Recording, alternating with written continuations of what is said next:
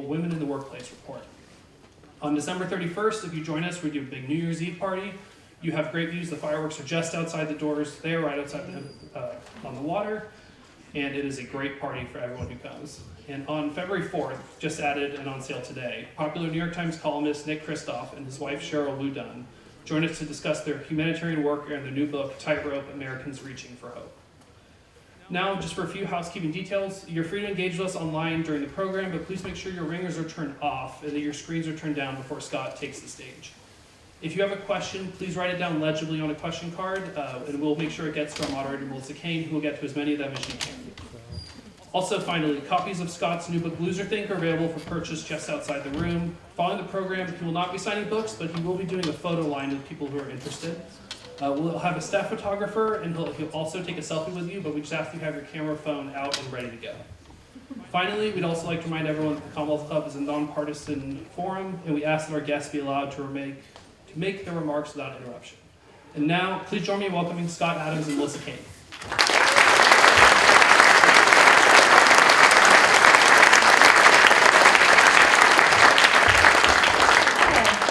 Is there a gavel? Is there a gavel? I just don't think it's official. It's not official until it's gavel. Unless we have the gavel. I don't feel right.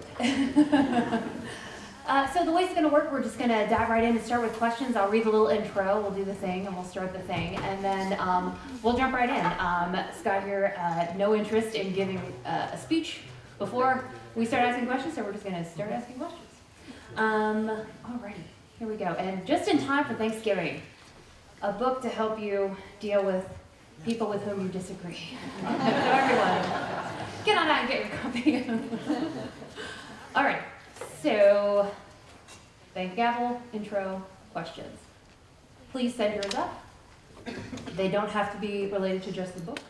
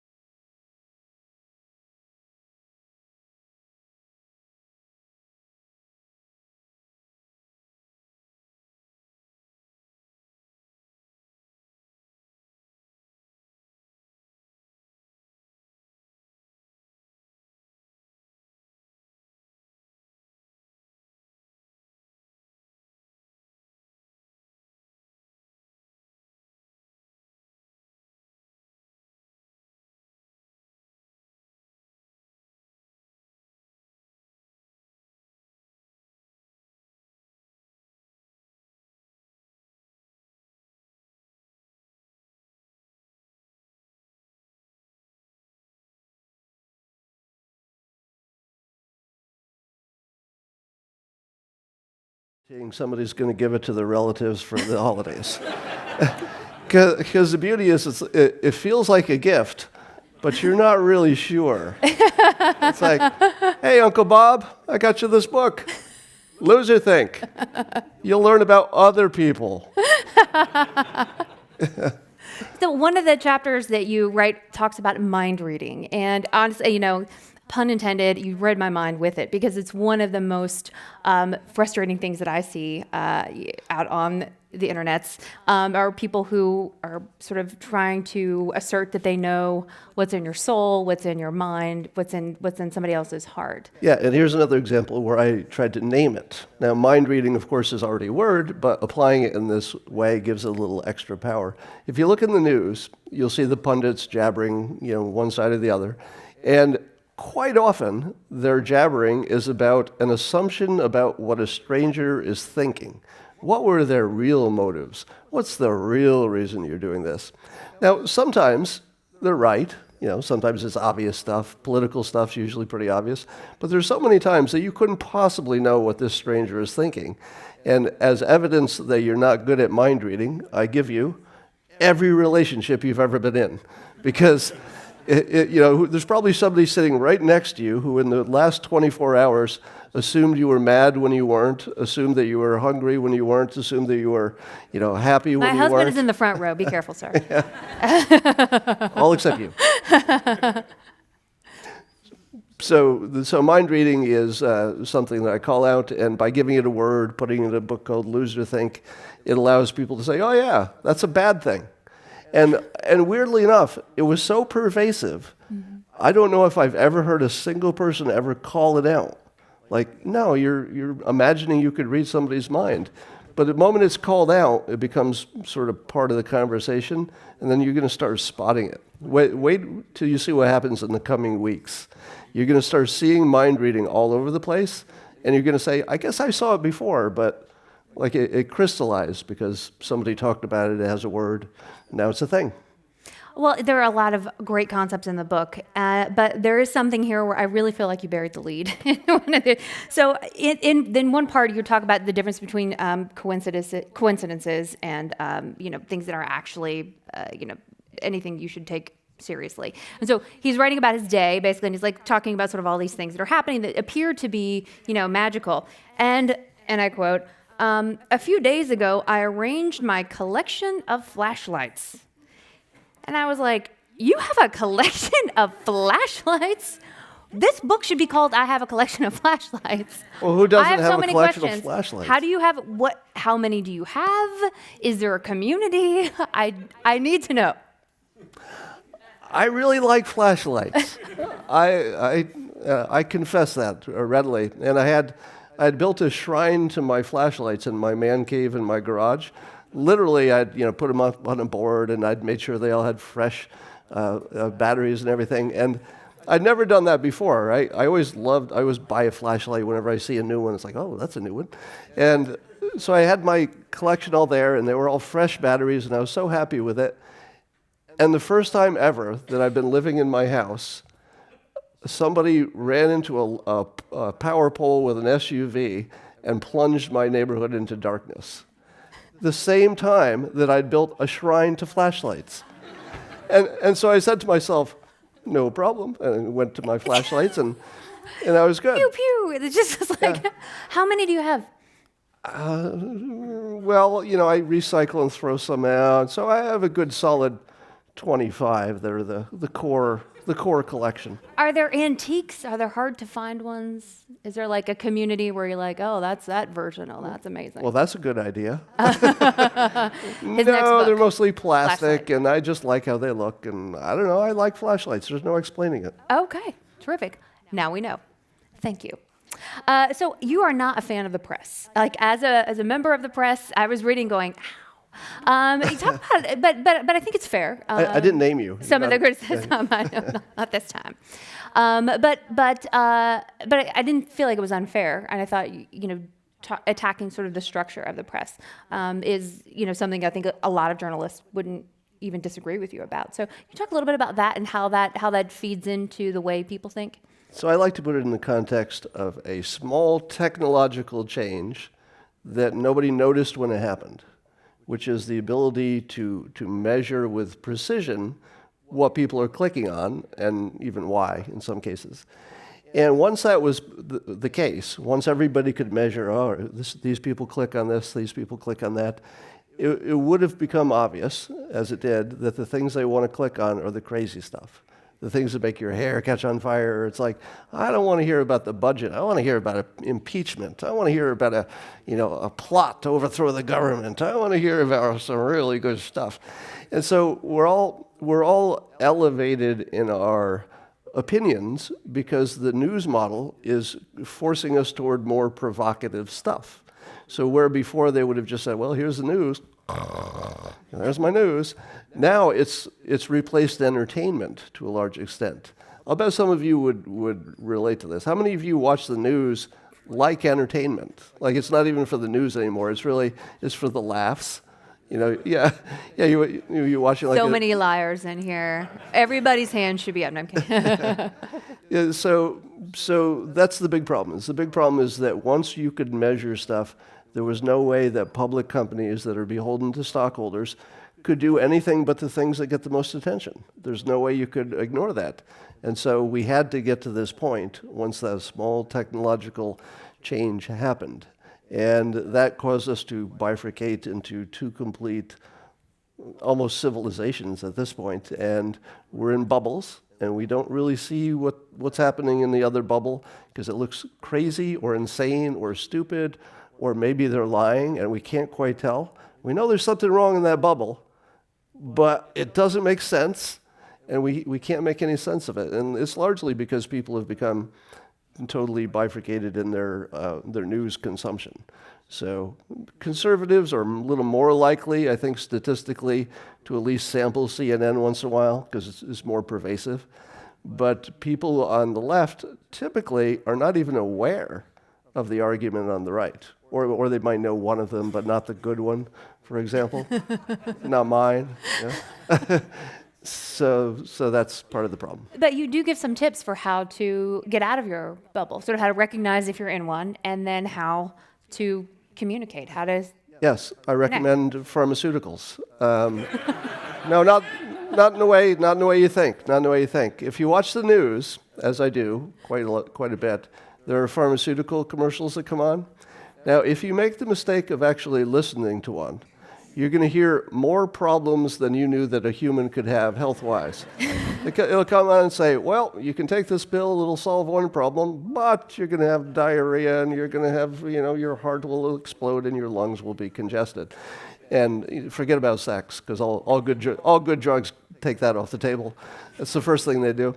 So what I do is when there's a pharmaceutical commercial on, I say to myself, first of all, get this off of there. Because I don't want to hear about all these problems, because I don't have those problems. But if I hear about them, I'm going to get them, I'm going to get all those problems if I keep hearing about them. I'm going to be like, well, I think I do have a rash, as a matter of fact.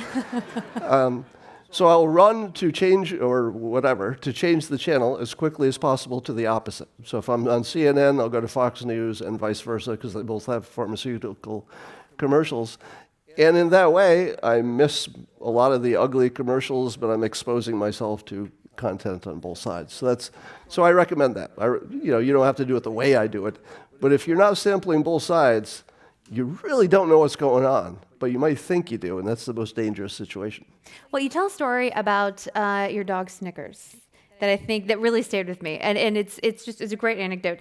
You write, I think my dog Snickers believes I'm an idiot because I don't take her outside to play when she is clearly communicating to me that it is time to do so.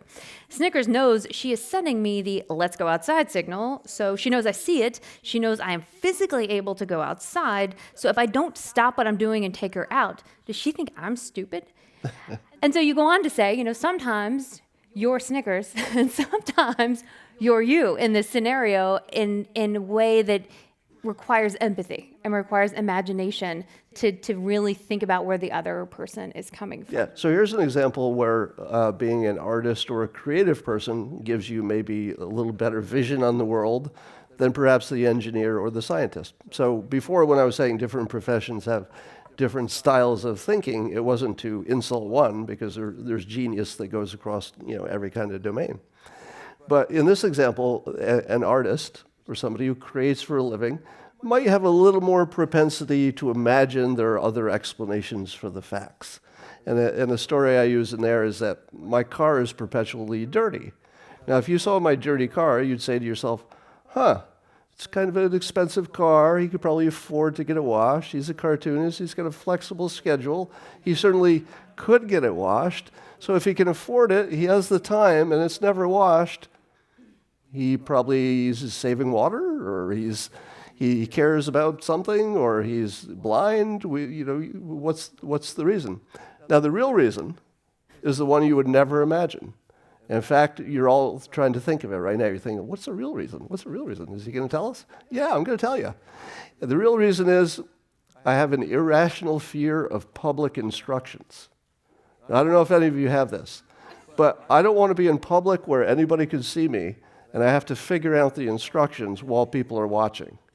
And the problem is I'm too literal, because it'll be very clear, but for example, if, I use the example, if I go to a store and there'll be a sign that says, wait here, and then the cashier will say, next, come on up here. For a moment, I'll be stunned, because I'll be like, well, it says wait here, but you're saying go up. I don't know if you have that authority. Because did you make the sign? Is this your sign? Or is this your boss's sign? Because if it's your boss's sign, I'm waiting here. So I don't want to get in this car wash, get halfway in, end up turned sideways. They have to dismantle the car wash to free me. And the headlines are, idiot cartoonist destroys car wash. That's why my car is dirty. Did you guess that? Did anybody guess that? Anybody have that one? No. So the point is that you have to make assumptions to live, right? You can't live and operate in the world without continuously making assumptions, including assumptions about what people are thinking, no matter how poorly we do it. You have to do it to survive. But just be aware that just because you can't think of the other reason that these things could happen, especially if you're watching the news, that doesn't mean that the one reason given is the reason. In fact, I talk about the 48-hour rule, where you should just wait 48 hours when you see something in the news that makes your blood boil, and you think, how could that happen? How could that happen? And then 2 days later, the news says, well, that didn't actually happen. It seems we got that wrong. So just wait a couple days until the fog of war dissipates before you get too worked up about anything.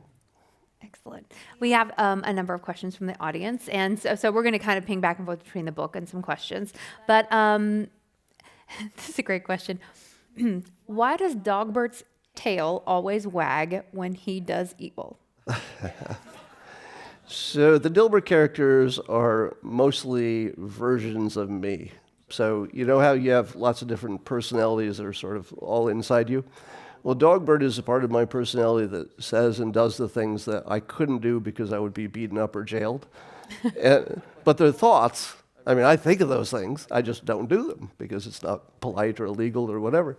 So Dogbert can do them, and I like to show his delight by his tail, because Dogbert doesn't have eyeballs or a mouth. So there's not much. I got ears and a tail to work with. That's about it. But he's enjoying it. Yeah. Okay. So this question is, when do you find yourself using loserthink? Are there traps that you fall into that you have to really be conscious of? Yeah, all the time. The one I fall into all the time is using analogies for more than they should be used for. And it's just so easy because it's just a natural way to talk, to make analogies. Now, analogies are great for explaining a new concept for the first time. So if you're trying to tell somebody what a zebra is, they've never seen a zebra, but they know what a horse is, say, well, it's like a horse, but it's got stripes. It's a good shortcut. What you don't want to do is use the analogy to predict. And in fact, if you turn on the news, you'll see all kinds of people doing exactly that, and it makes no sense. So if you see, for example, that your cat has a little marking under his nose that looks like a Hitler mustache, that doesn't mean your cat's going to invade Poland. It doesn't. It doesn't work that way. And likewise, if you see the president criticizing the press, well, yeah, dictators did that. But that doesn't mean that he's going to invade Poland either. It could mean that the press has crossed the line and it's productive or politically productive to criticize him. But don't take the analogy as predictive. Analogies are really bad ways to predict.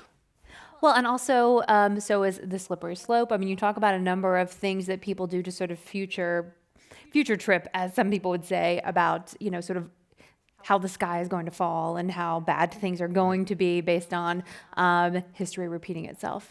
Yeah, history repeats is one of the biggest loser think examples that you're all familiar with. You've heard it a million times, right? You see it in news, you see it in your own life. Well, history repeats. History doesn't repeat. It can't, because you're in a different situation with different variables, and often you're familiar with the other history, the real one, so that tells you not to do it this time. But the reason it seems like history repeats is that, first of all, we're just reminded of other things. That's the analogy problem. But we don't notice all the times history doesn't repeat. If you could somehow see a chart, it's like, here's your chart, your pie chart. Here are all the times history didn't repeat because it couldn't. And this little sliver, I don't know, sort of looks like something that happened before. But it's not predictive, because you don't know which sliver is the one that's going to repeat coincidentally and which is going to be the one you never noticed didn't repeat. In Win Bigly, you talk a little bit about your political views and about how sort of in some ways they're very liberal. And although now you're doing a lot of I don't want to say defense, but you're doing a lot of sort of at least on the Twitter, engaging people about allegations about the president. Can you talk about how that came to be and sort of how you ended up in this position of someone who may be really liberal on certain issues, but you find yourself sort of defending a Republican president? So for the longest time, I called myself Left of Bernie. And part of it was like a little joke on myself because there was nothing left of Bernie. So it was just a way of not characterizing myself. But then the Democrats found a bunch of people who were left of Bernie. I'm like, oh, come on. I had this space all to myself. You've ruined everything for me. So what it meant was, at least on social issues, I am left of Bernie. I'll give you some examples. Bernie would like to, I believe, legalize marijuana. I would go further and I would legalize more drugs, certainly mushrooms. And I would certainly do a test on opioids, even if it's just locally. Just not the drugs on commercials during the news. Another example, just to make the point. On abortion, liberals and Bernie would say yes, under the right conditions, yes on abortion. I go left of that and I say, I have a penis, I'm out. Whatever women want to do, I will be very supportive. So whatever is the consensus, I'm going to be quiet and supportive because I don't have that kind of skin in the game, and I don't add anything. Like I don't have like the extra male smarts to add on top of your decision or anything like that. It's going to be exactly the same whether I have an opinion or not. So I think the most credible laws, and I like when you have laws that people will kill over. I mean, literally, abortion. People will kill over their preferences for that. When it's that potentially destructive, you need a result, no matter which way it goes, that's credible. That the people say, oh, I didn't get my way, and it's really, really important to me, but the way we arrived at it, that looked credible to me. And to me, the more men who are involved in it, the less credible it is, and women will have largely the same opinions. I've never looked into it, but I don't think men and women have that much difference opinion on abortion. Does anybody know that? Are men and women about the same, roughly? All right, so I don't add anything, so I take myself out of that. Those are just two examples. So Donald Trump comes along. It was 2015, and I was just writing blog posts about whatever caught my attention, and I have a background as a trained hypnotist. And when I saw Trump, I said, hey, I recognize that technique. That's grade A, incredible persuasion. So I wrote a blog post and saying he was a clown genius. Instead of a clown, people were calling, hey, it's just a clown. I said, yeah, he's a clown, but why is it working, right? There's technique here, and you don't see it if you haven't had experience in that domain, back to the loser think example. But I could see it clearly, and I could see the other people who also had the same the same background could also see it just as clearly. Mike Cernovich is a classic example. He has some of the same, training with hypnosis and stuff, and he saw it early, same time I did. And what we saw was a guy bringing a flamethrower to a stick fight. And I didn't think it was a hard prediction, because flamethrower beats stick almost every time.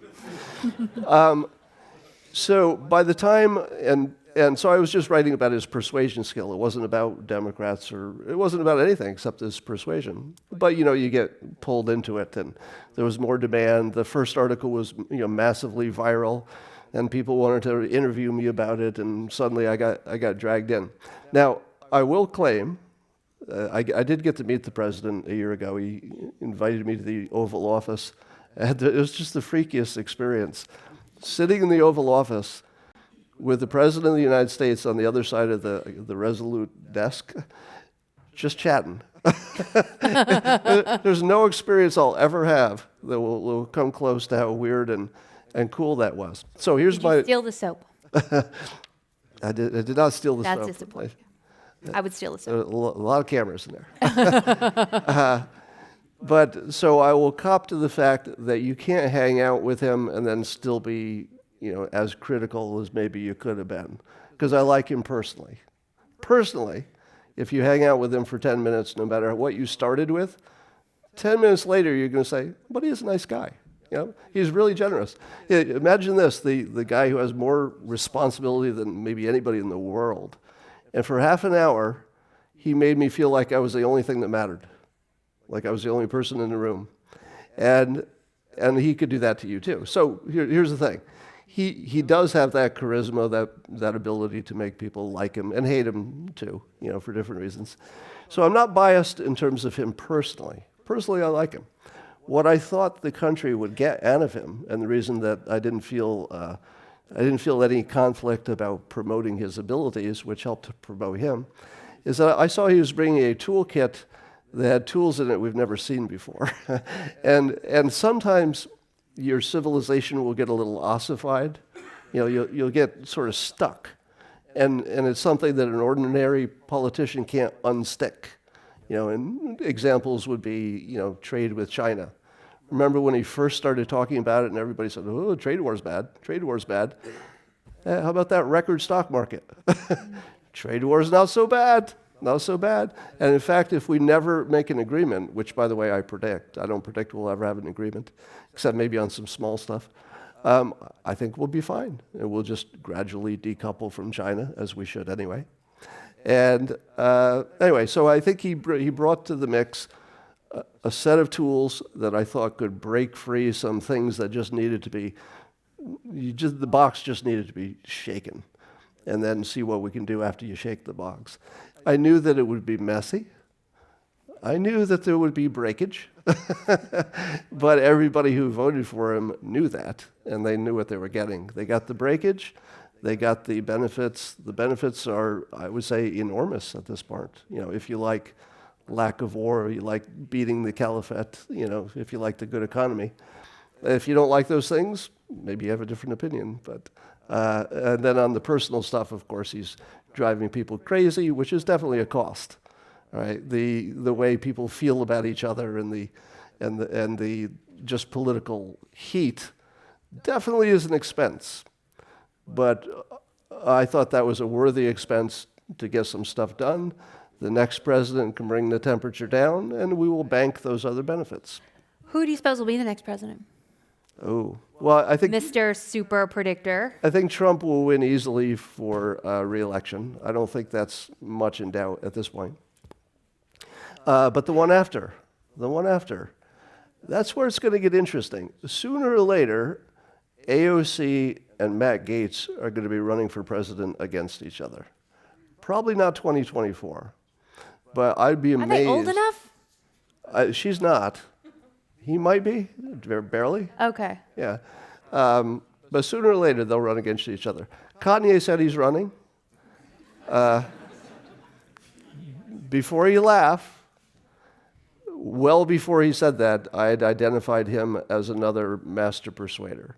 Long before he was talking about anything politically, I had written blog posts saying, oh my God, there's something he's doing that's not like normal people. And it's not like I write about music. I mean, it's not my domain at all. But I was just seeing something that was another level. There's an extra persuasive level there, and you see it. You see the impact he has on everything.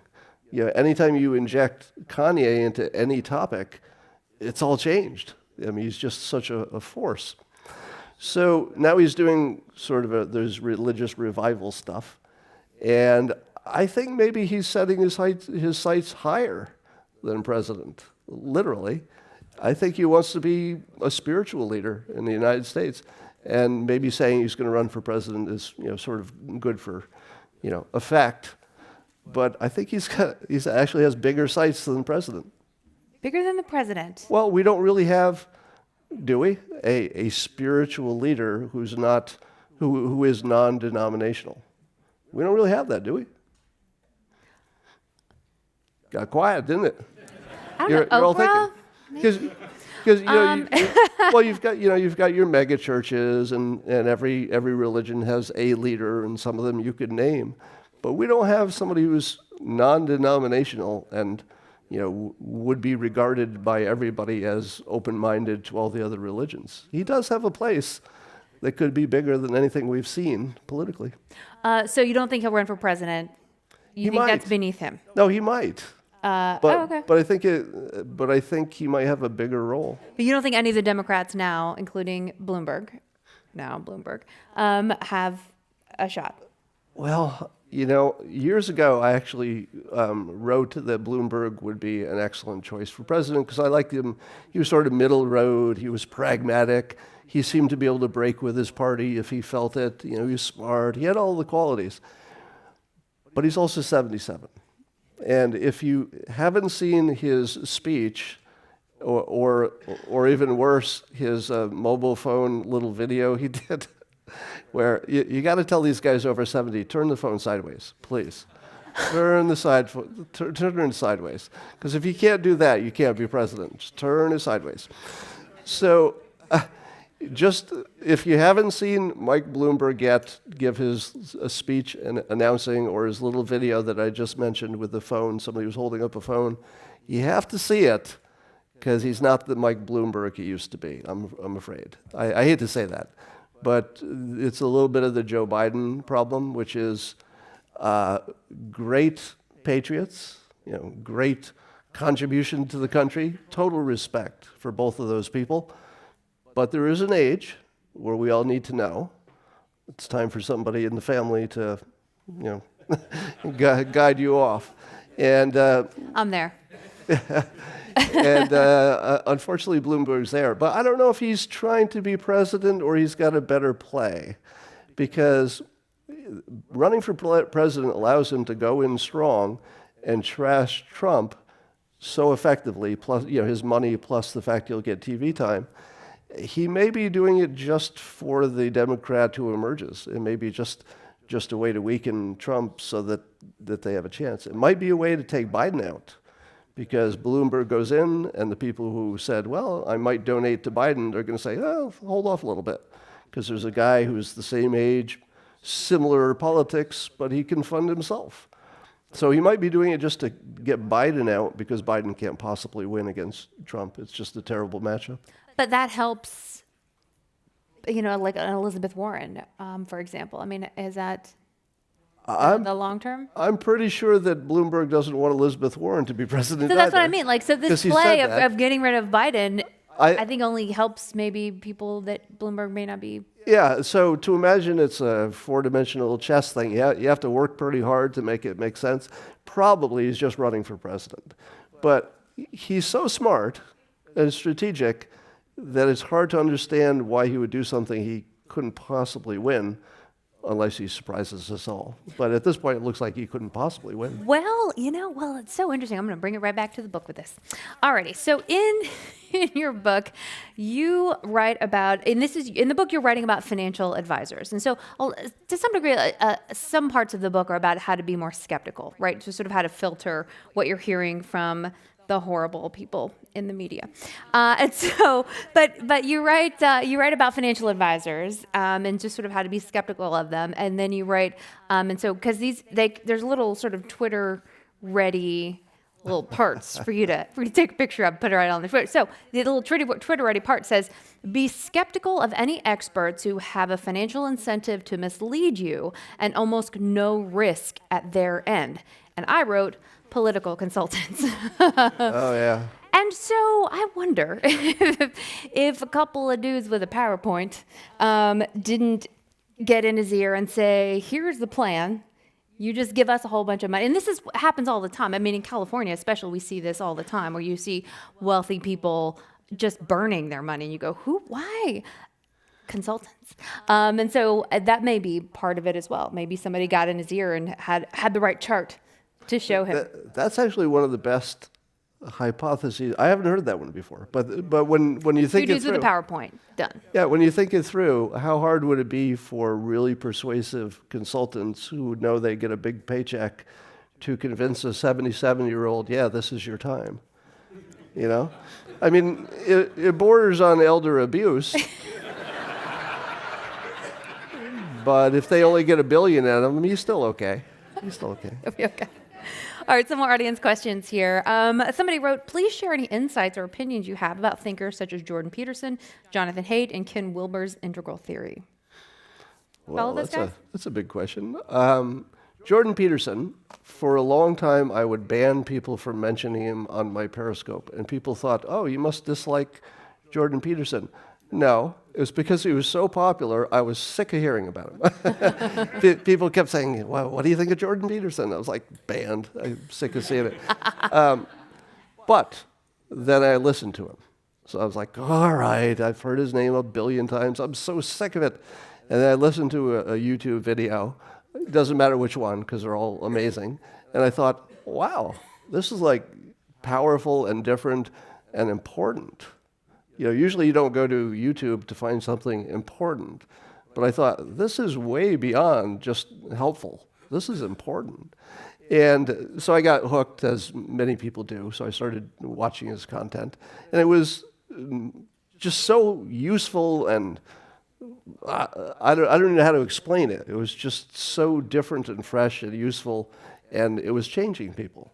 You can see people were changing. Now, you may know the story. He's checked himself in for rehab.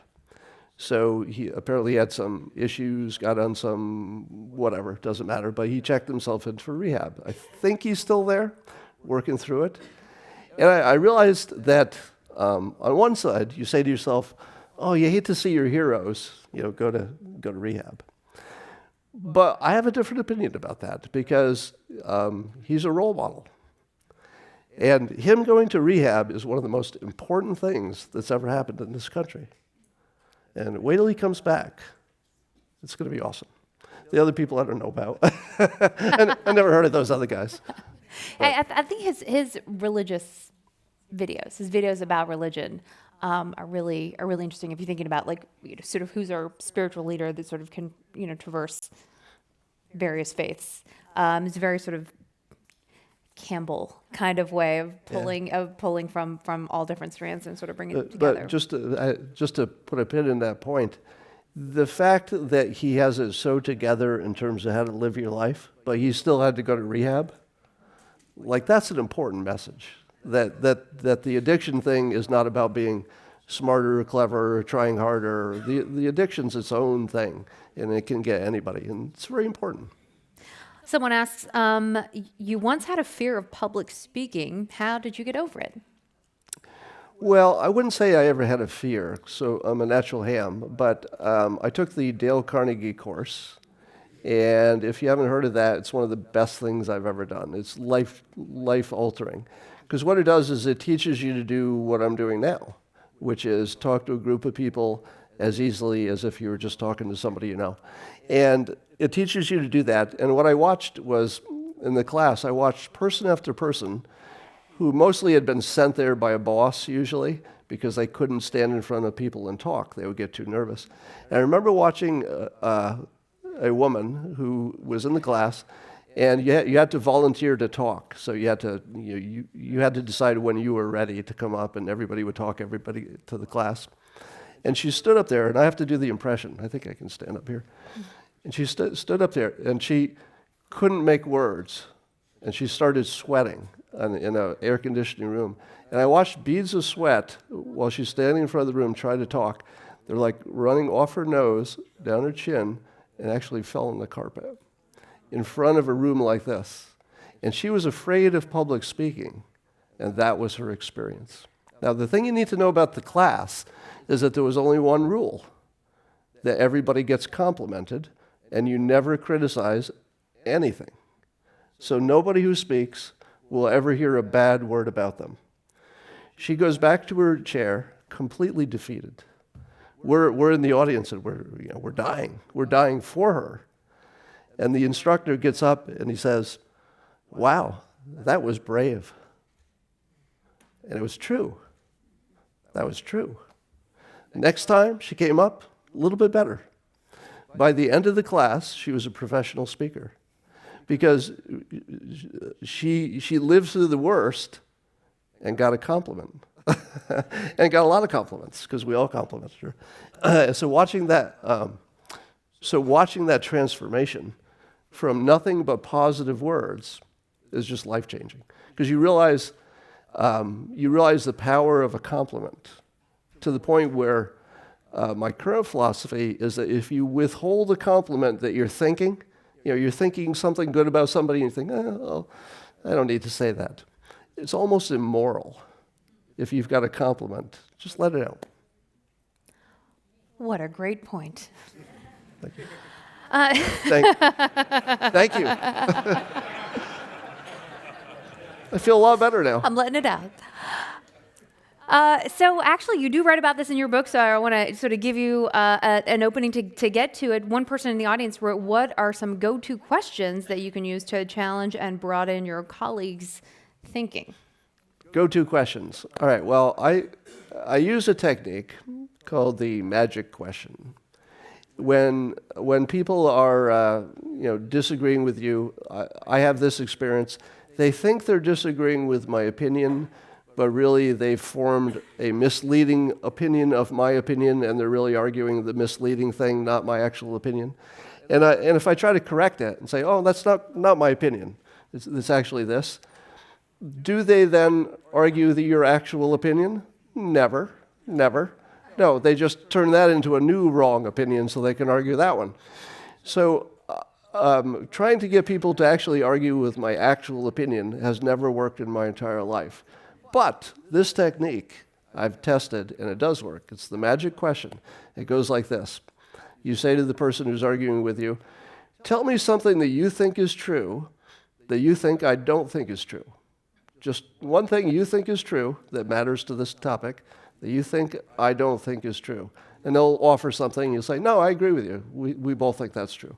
And they'll try another one. When they get to about the third one, they usually disappear because they realize that they didn't even know what they were arguing about because you're agreeing on the central points. It seems I'm not on Twitter, but so I'm biased. But why do you argue with folks?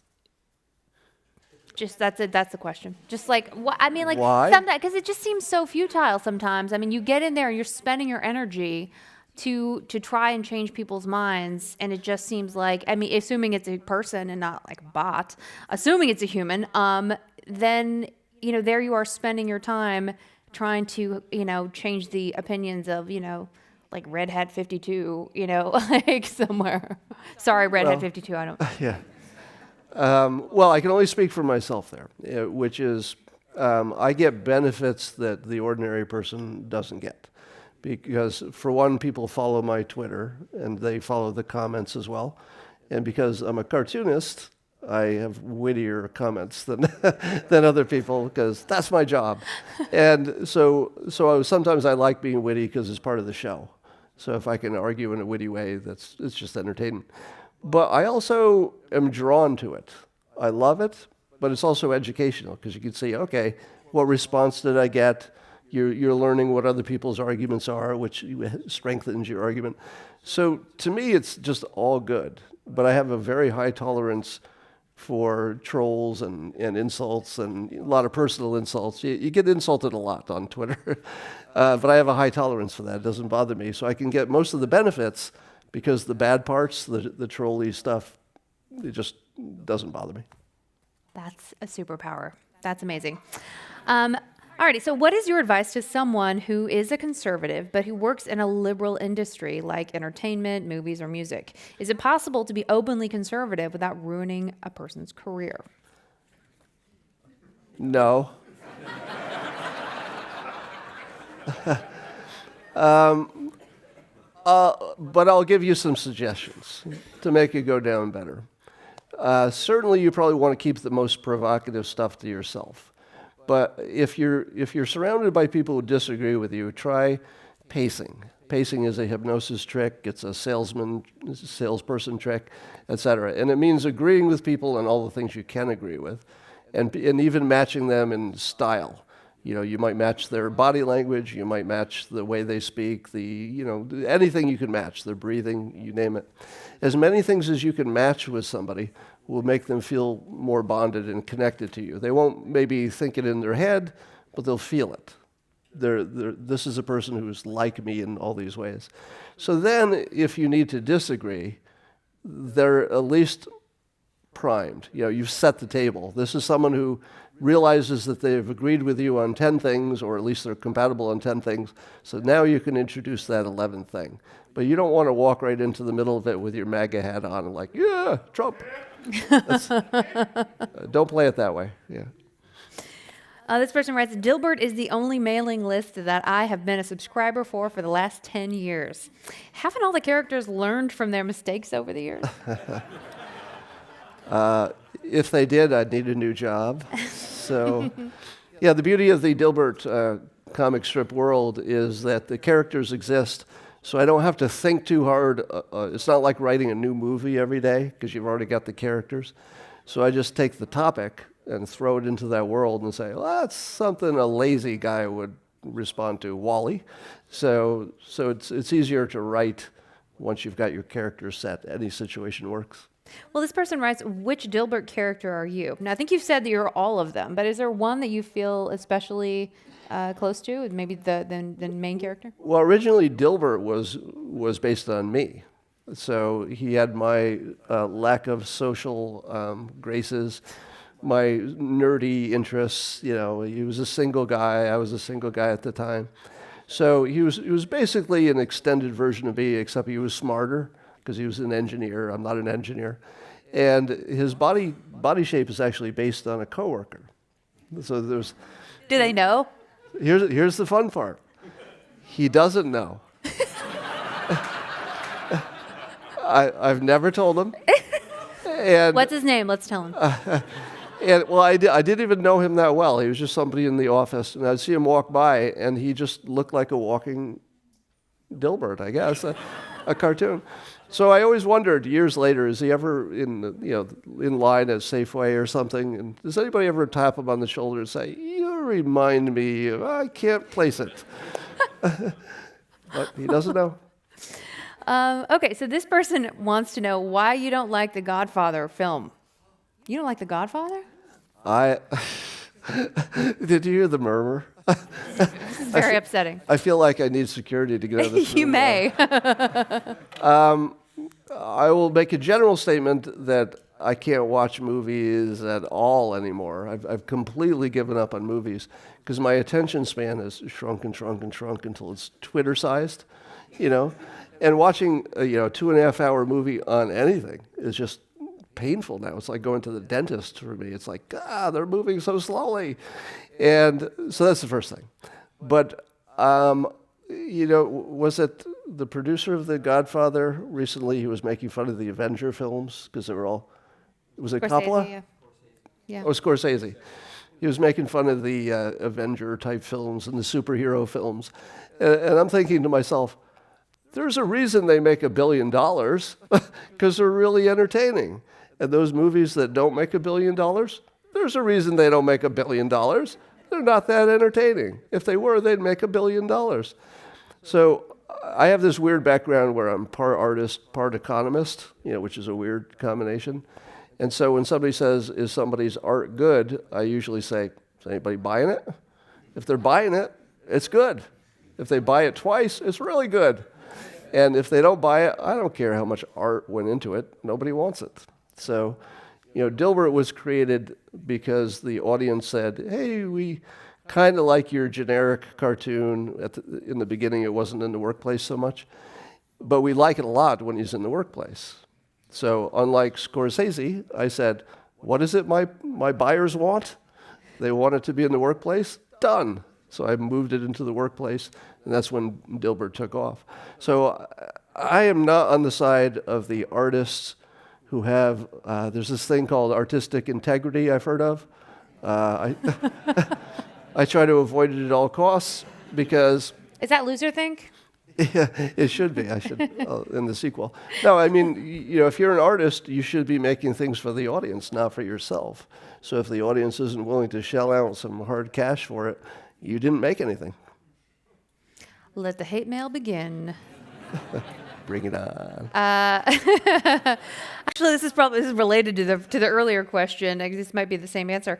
What is the most dangerous idea that you have and that you believe in?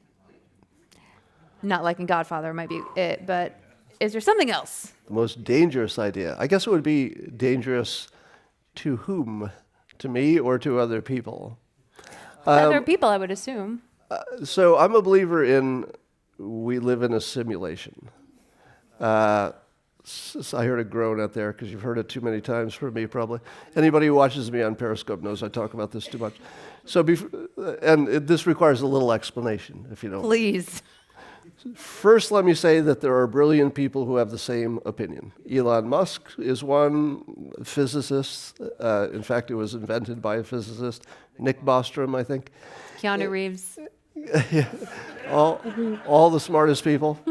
And the idea is this, that if it would be possible in our lifetime, and it certainly will, for us to build a little software world where there are characters in the world, and those characters live as if they're real.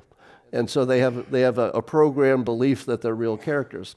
Now, if we tried to build it today, it would be a basic version, but certainly in 30 years, we'll be able to make little people who act like they're alive, and as far as they know, they are. So if that's going to be possible in our lifetime, or even if you think it's the one after, eventually it's going to happen. How many are we going to make? Just one? No. The minute we can make a total world that's like a real software simulation that thinks it's a real world, we're going to make a bunch of them. How do you know it hasn't already happened? If it has ever happened, there are lots of them, and the people in them think they're real. So the questions you would ask yourself now, it's dangerous because it would rip apart everything you believe, religions would fall apart, etc., and there would be chaos. But let me just put this out here, food for thought. What would the world look like if it were programmed? Well, for one thing, you wouldn't you wouldn't program a world that hadn't been observed yet. So in other words, it would be like a software game where if your little character in the game is not walking to this adjacent property, it never gets formed. It doesn't exist until you need it to. Does our world look like that? At the quantum level, it does. So if you go down to the smallest level, things don't exist.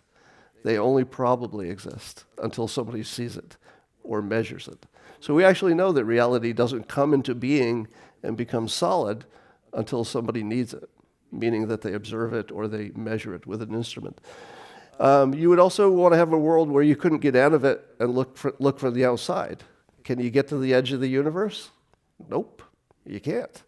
So you could go right down the line of all the things that you would need to be true for us to be software, and they're all there.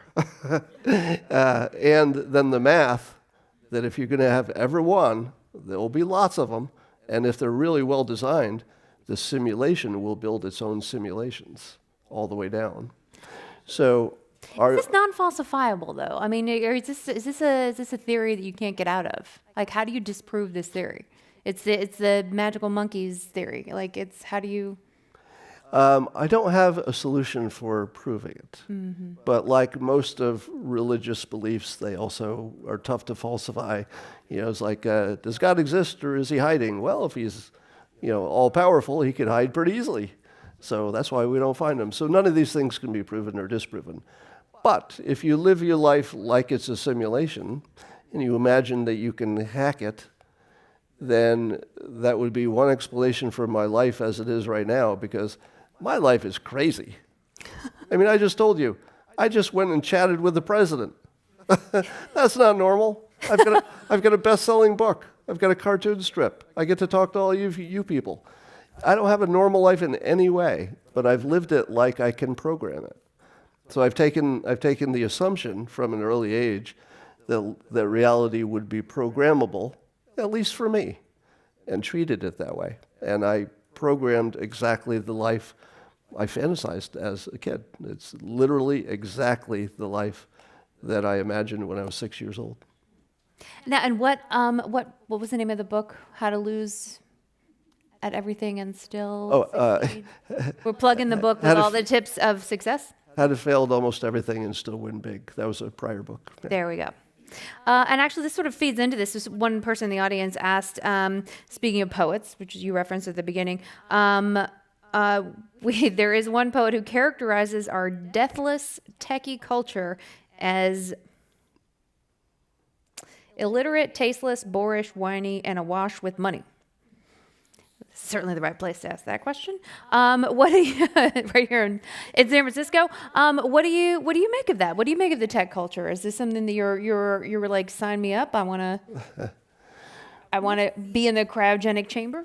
Well, the reason that I'm the creator of Dilbert is that I love that world, the technology world. I wish I had gone to school for some kind of technical degree. Because if I were not doing what I'm doing, that's probably what I'd be doing. I'd be building apps and stuff. Well, I have a startup. I do build apps, but I'd be doing more of it. And so I love it. But I do hear terrible things from people who are in it. I hear that even the people who are making good money in tech are just desperately unhappy and unfulfilled for a variety of reasons. I don't know if that's true. I don't know how universal it is. But it doesn't sound good.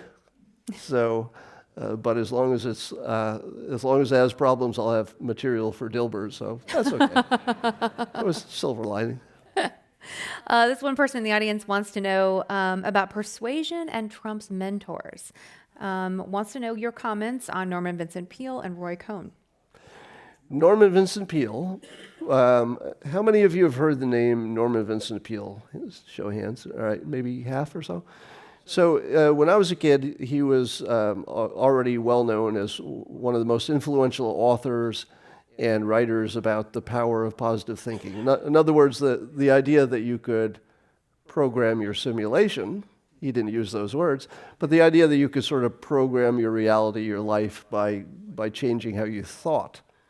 And I was very influenced by that, and so was Donald Trump. In fact, Norman Vincent Peale was not only a massive, best-selling author, he was actually the Trump family pastor or minister, I forget which word it is, but that's who he would see in church. So he would go to church on Sunday and see the most influential person maybe who ever lived in the United States. Tony Robbins would be maybe the new one. And so that's the influence he was getting every Sunday. And I asked him about that actually when I talked with him, and he went on about how amazing Norman Vincent Peale was. And Norman Vincent Peale was actually in his lifetime accused of being a hypnotist because he was so influential. So we know that the president picked it up. He got it honestly from the best source ever. I would love to see a study of all the people who attended that church and compare them to the average.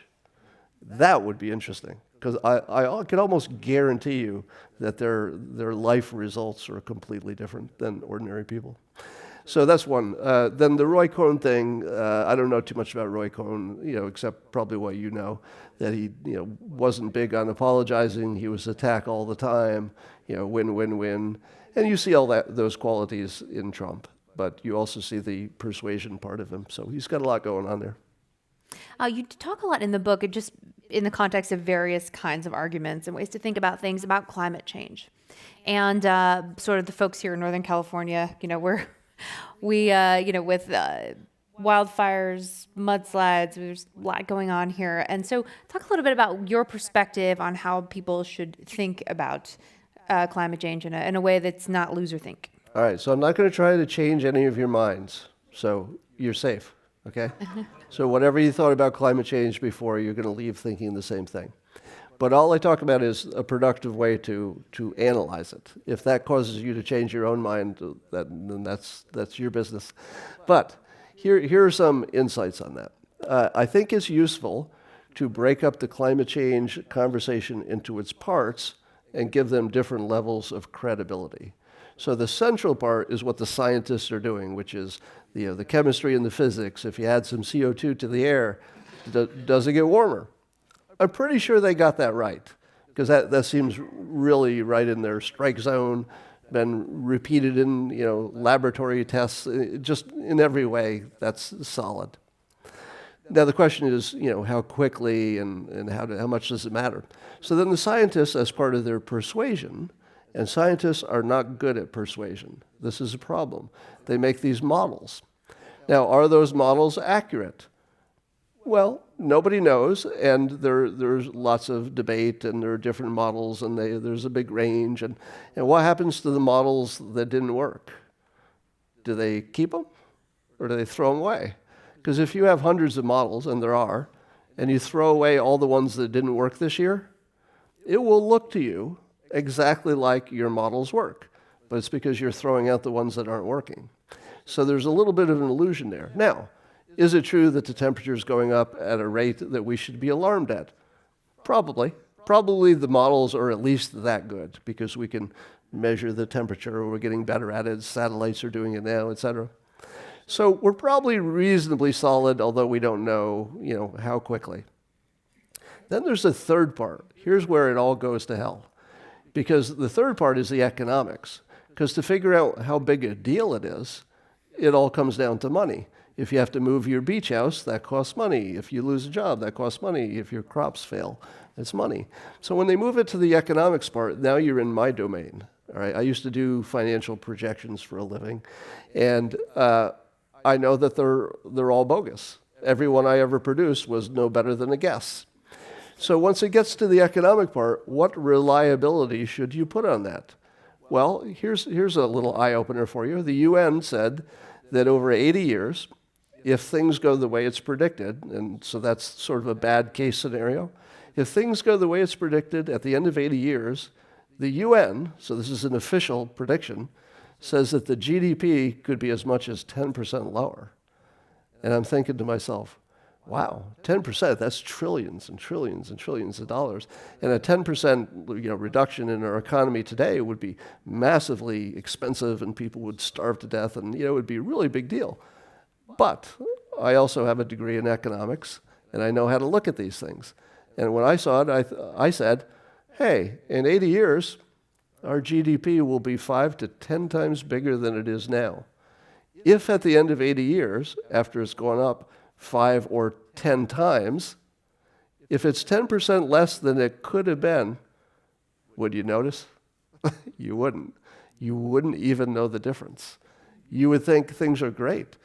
Fewer people would be in poverty, the food would be cheaper, the robots are scratching your back. I mean, it's going to be a wonderful world in 80 years. In the simulation, obviously. Now, keep in mind that that's the UN's dire bad case, I don't know if it's worst case, but it's their most likely bad case prediction, is that you're not even going to notice it. Now, until I told you that, did you realize that that's a complete phony number? Because the GDP will be so big that little 10% will be trivial.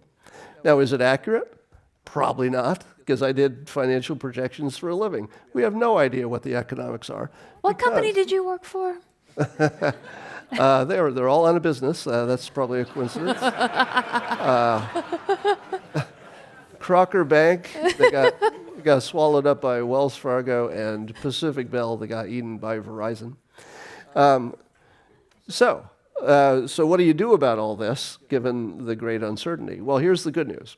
There are already several startups that are building giant scrubbing machines that literally will pull the CO2 out of the air, and in several of those cases will turn it into products. One turns it into jet fuel, because that's one of the things that's hard to make. It's hard to make an electric jet, so you're still going to need jet fuel. One makes it into plastic, do some other things. Now, which one of those will be the winner? I don't know. Maybe none of them. But it's sort of like the PC industry in the beginning, where it was hard in the beginning to know which company would last. But you knew PCs and computers were going to last. So likewise with this CO2 scrubbing stuff, I don't know if any of these specific startups will last, but it's a thing. And it's going to be an industry, and it's going to be a big deal. And governments would presumably pay a lot for it if they thought there was a danger. Then you also have nuclear energy. If you're not up on nuclear power, let me give you the 60-second thing that you need to know. Your grandfather's nuclear power was a little more dangerous than it needed to be, and those versions of nuclear power are all of the meltdowns and problems you've ever heard of, from Fukushima to Chernobyl. Those are early versions of nuclear. We would never build any of those models today. Today, you would build what's called Generation 3. The number of Generation 3 reactors, there's lots of them in the world, that have ever had a nuclear incident is 0. None. It's literally the safest technology for energy ever created, because even every other form of energy is killing people. People are literally falling off roofs, installing solar power. Like literally, more people have died from solar power. More people have died from putting up a windmill than have died from all of the Generation 3 nuclear power plants in the world. And here's the better part. There's a Generation 4 coming. Generation 4 is backed by people like Bill Gates. He's put a ton of money into it. There's a company called TerraPower, and there's several of these, right? So this is just one of them. One of the things that their technology can do, Generation 4, it can eat existing nuclear waste as its fuel. It actually reduces nuclear waste in the world. And you can put it right next to an old plant and have it eat all the nuclear waste until the old one closes. And it's built so if everything goes wrong, it just turns off. So the current versions, you have to feed energy in it to keep it from melting down. So if you lose energy, it's a catastrophe. The new versions, as soon as the energy goes away, the reaction goes away. So those are already designed, and they're already looking for a place to build it, and they can do it economically, they can make it safe. You'll want it in your neighborhood because it will reduce the nuclear waste if you already had some there. So the point is that if you're looking at an 80-year projection for climate change, I'm glad that some people are panicked, because that gets them to invent things and do all the things they need to do. But man, we as a population, as a species, we're really good at solving problems when we see them coming that far away. So I'm not going to worry about it, because I think we got this handled. But there's something to worry about. I'm just personally not going to worry about it. On that optimistic note, we want to thank very much Scott Adams, the Dilbert creator and author of the new book, Loser Think. We want to thank him for joining us today. Copies of Loser Think are available for purchase just outside this room, and Scott will be taking photos here on stage in just a few minutes. Please form an orderly line on the left side over there. I'm Melissa Kane on behalf of myself and Scott Adams and the Commonwealth Club. Thank you, everyone, for joining us. Thank you.